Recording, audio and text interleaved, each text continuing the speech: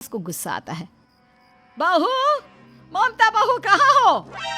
लेकिन सारे दिन की थकी बहू को ऐसी नींद आती है जैसे किसी ने भांग की गोली खिला दी हो। वो तो नहीं उठती। उठकर आ जाता है बेटा। क्या बात है अम्मा, काहे चिल्ला रही हो? अरे सो जाओ ना, सुबह की थकी है बहू। वो सो रही है, जोर से बोलोगी तो नींद खुल जाएगी उसकी। माँ को गुस्सा आ जाता है। फिलहाल तो सो जाती है, लेकिन मन ही मन ढेर सारा जहर बहू के लिए भरा होता है। सुबह बहू चाय बना रही होती है कि सास धीरे से गैस तेज कर देती है, जिससे चाय का बर्तन जल जाता है। और जैसे ही बहू चाय का बर्तन उठाती है, उसका हाथ जल जाता है। मेरा हाथ जल गया।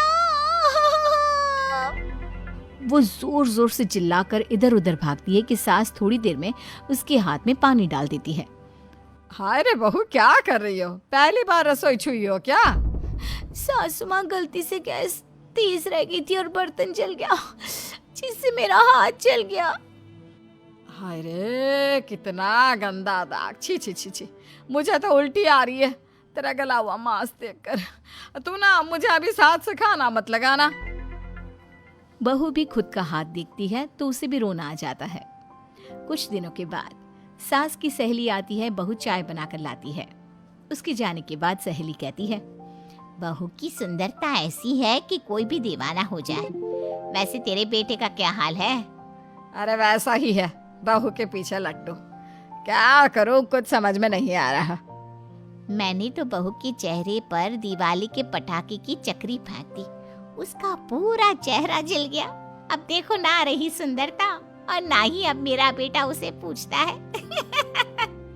अरे अब तो वो उसे छोड़कर दूसरी भी देखने को बोल गया है मुझे। बहू सारी बात सुन रही होती है। आंटी एक बात बताइए, क्या भरोसा है कि दूसरी सही आए और आपके अनुसार रहे? देखिए आंटी, मेरी सासू माँ को गलत बात सिखाने की जरूरत नहीं है। हमारा परिवार साथ में खुशी से रह रहा है। देख बहू, मेरी सहेली की बेइज्जती ना कर, वही अच्छा रहेगा तेरे लिए, समझी? बहू नहीं मानती है। वो बार बार उनकी सहेली को घर से निकल जाने को कहती है। तभी सास की सहेली पास के चूल्हे से लकड़ी लाकर बहू के चेहरे पर लगा देती है। बहू जोर जोर से रोने लगती है। अरे ये क्या कर दिया? मैंने कहाँ किया, ये तो तूने किया। तू ही नहीं चाहती थी कि बहू बेटे के साथ रहे, भला मैं क्यों करूंगी? मैं तो चली, निपटो अब। बहू रो रही होती है, दर्द से चिल्ला रही होती है, लेकिन सास उसे डॉक्टर के पास नहीं ले जाती। तभी पति आता है। क्या हो गया ममता? ये दाग कैसे लगा? तुम कैसे जली? ममता कुछ नहीं कहती, बस दर्द से करा रही होती है। पति माँ की तरफ देखता है। हो ना हो माँ, ये पक्का आपका काम है। आप ही ममता से जला करती थी ना। देखना माँ, अब पुलिस आएगी, केस बनेगा, लेकिन पहले मैं ममता को अस्पताल लेकर जा रहा हूँ। सभी अस्पताल जाते हैं, जहाँ डॉक्टर ममता की सास से कहते हैं, आपने तो नहीं जलाया ना बहू को?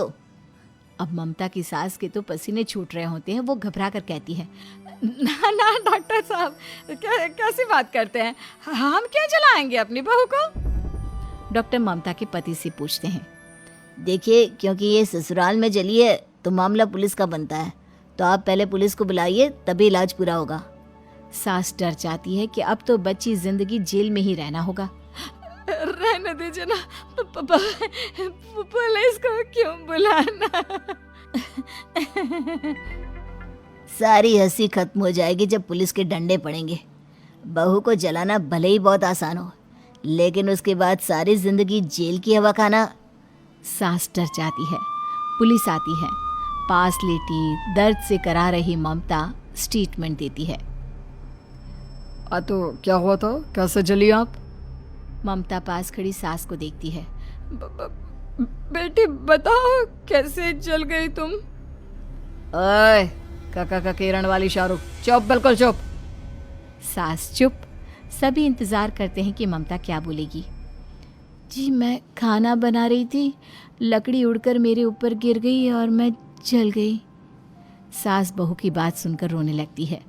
देखा माँ, कितनी समझदार है ममता। ये चाहती तो, हाँ बेटा, ये चाहती तो मैं आज जेल में होती। मुझे माफ